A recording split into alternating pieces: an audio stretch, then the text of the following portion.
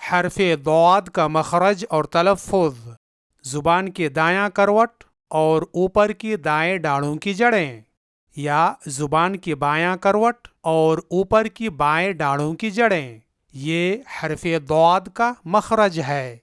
यानी जब ज़ुबान की दायां करवट दाएं तरफ की इन डाढ़ों की जड़ों से टकराती है तो हर्फ दौद अदा होता है, या फिर जब ज़ुबान की बायां करवट बाएं तरफ की इन डाढ़ों की जड़ों से टकराती है तो हर्फ दौद अदा होता है। मतलब यह है कि हर्फ दौद को दोनों तरफ से अदा किया जा सकता है, जैसे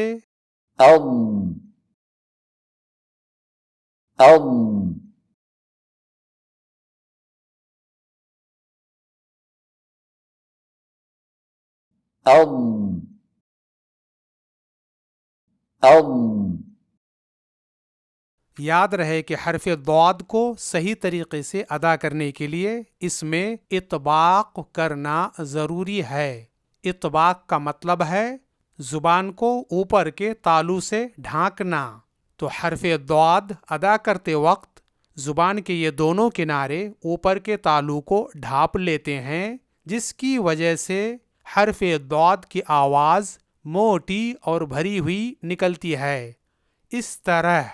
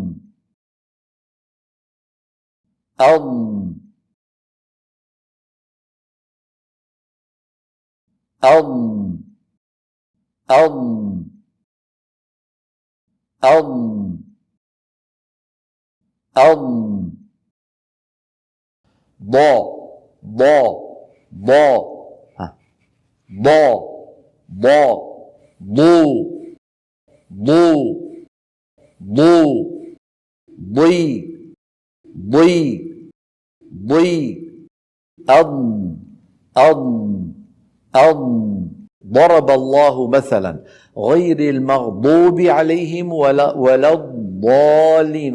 را ما ضا را ما ضا ضا. ضرب مثل ضو. تلك إذا قسمة ضيزى ضي. فاضرب لهم فاضرب لهم. أم أم أم أم أم أم أم أم ها أم أم أم أم أم ضا ضا ضا ضو ضي ضا ضو ضي. فضل فضل فضل. الضا الضو الضي الضا الضو الضي. فضل. ضن ضن ضن ضن ضن ضن. ض ض ض ض ض. الض الض الض الضي الض الض الض. ضا ضا ضا ضو ضو ضي ضي. اضطره اضطره.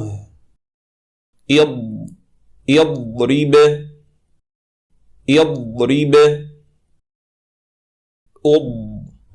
اضطر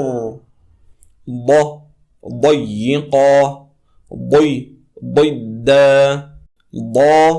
ضاقت ضيزا. رضوا